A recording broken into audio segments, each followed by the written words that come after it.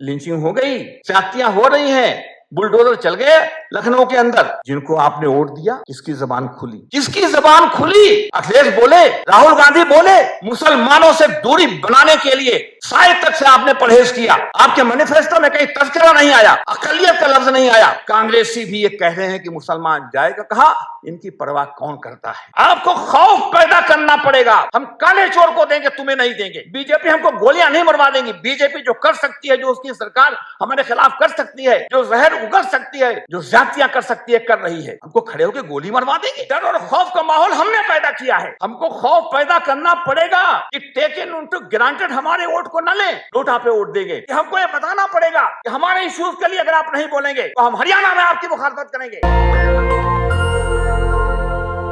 अल्लाह कह रहा कि बैसाखी छटके, मुझे जादू आता तो मैं यूं जादू करके छटका देता। लेकिन ये पुकार सारे जहां में थी। अदीप भाई, नहीं, मैं बस ये पुकार सारे जहां में थी। लो सहर हुई, मेरे आशियां से धुआं उठा तो मुझे भी इसकी खबर हुई। लिंचिंग हो गई, सहारनपुर में लिंचिंग हो गई, अलीगढ़ में लिंचिंग हो गई, मध्य प्रदेश में ज्यादतियां हो रही हैं, बुलडोजर चल गए लखनऊ के अंदर। जिनको आपने वोट दिया, किसकी जबान खुली? किसकी जबान खुली? किसी मामूली वर्कर के बोलने से कुछ नहीं होता। अखिलेश बोले, राहुल गांधी बोले, मुसलमानों से दूरी बनाने के लिए शायद तक से आपने परहेज किया। आपके मैनिफेस्टो में कहीं तस्करा नहीं आया, अकलियत का लफ्ज नहीं आया। अगर मेरी पार्टी की सरकार बनेगी तो कल मैं अग्निवीर योजना खत्म कर दूंगा। यूनिफॉर्म सिविल कोड पे कुछ नहीं बोले, क्योंकि हमारा साया न दिखाई पड़े, इसलिए नहीं बोले। सीए पे नहीं बोले, वो तो कहते रहे डकार करके आएंगे तो नाफिज करेंगे। आज भी हम खुश हैं। एक बात जान लीजिए, तकदीर के काजी का फतवा है अजल से, है जुर्म ज़ईफ़ी की सजा मर्ग मुफाजात। और हमारे हिंदू भाई भी यहां हैं, बिना न मानत जलत ही जड़, गए 3 दिन बीत, बोले राम सकोप तब, लक्ष्मण बाण सिधारिये, बिन भय होत न प्रीत। एक तस्करा आया था, हमारे एक मेंबर पार्लियामेंट कह के गई। मैं अपनी बात खत्म करता हूं, मुझे वक्त का पूरा एहसास है कि हमारे वोट के रेलेवेंस का पता चल गया, हमने ये कर दिखाया। मैं इससे पूरी तरह इख्तिलाफ करता हूं। अभी तक मुलायम सिंह ये कहते थे कि मुसलमान जाएगा कहां।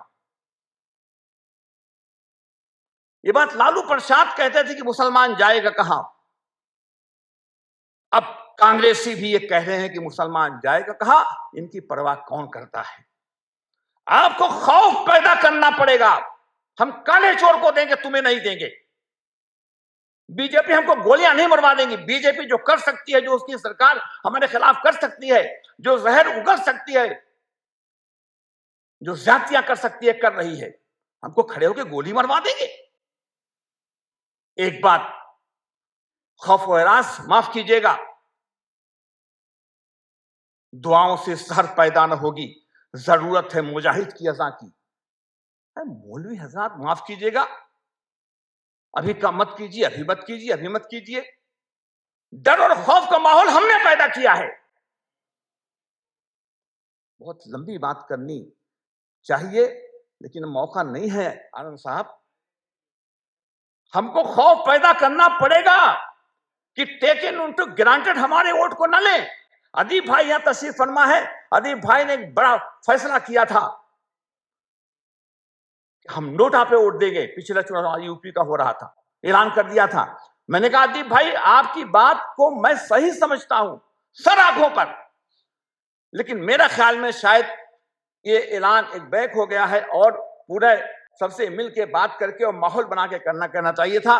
और लोगों ने शायद बात की होगी, अदीप भाई ने उस बात को किया, फिर अदीप भाई ने एक दूसरी कॉन्फ्रेंस करके वीडियो डाल करके वहां से वो किया। मेरा अपना ख्याल ये है कि हमको ये बताना पड़ेगा कि हमारे इश्यूज के लिए अगर आप नहीं बोलेंगे तो हम हरियाणा में आपकी मुखालफत करेंगे, हम महाराष्ट्र में आपकी मुखालफत करेंगे, हम झारखंड में आपकी मुखालफत करेंगे। हमारे वोट को टेक इन टू ग्रांटेड मत लीजिए, ये बात करनी पड़ेगी आपको। हमारा हिस्सा, ये बात सही है, मैं अपनी बात खत्म कर रहा हूं। ये बात सही है कि जब टिकट दिया जाता है तो जो पहली प्रायोरिटी होती है कौन जीत सकता है, उसमें थोड़ा बड़ा बेईमानी भी होती है। गुंडे, बदमाशे, चोर, उचक्कों, स्मगलर को इसीलिए टिकट दिया जाता है कि वोट खरीदा जाता है, वोट बिकता है, ये काम कर लेंगे, इसलिए उनको दिया जाता है। इसलिए आपने कम टिकट दिए, 59 सीटें लड़े आप। यूपी के अंदर 4 मुसलमान को दिया था, 5वां भी तो जीत सकता था, सिटिंग एमपी था, मुरादाबाद से टिकट काट दिया आपने। कितना हिस्सा होता है? 1 यादव,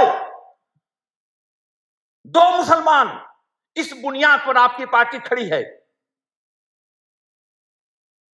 हमारा हिस्सा कितना है? इलेक्शन लड़ने की बात तो छोड़ दीजिए, सवाल यह पैदा होता है, इलेक्शन खत्म हो गया, वोट की बात खत्म हो गई, हमारे कितने परसेंट हैं, ऑर्गेनाइजेशन में हमारा क्या हिस्सा है, एमएलसी में हमारे कितने जाएंगे। आप कहते तो हैं कि पार्टी के अंदर लड़िए, हम पीछे खड़े तो हो।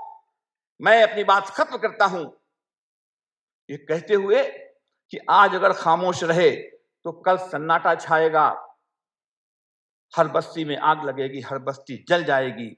सन्नाटे के पीछे से तब एक सदा ये आएगी, कोई नहीं है, कोई नहीं, कोई नहीं है, कोई नहीं। शुक्रिया।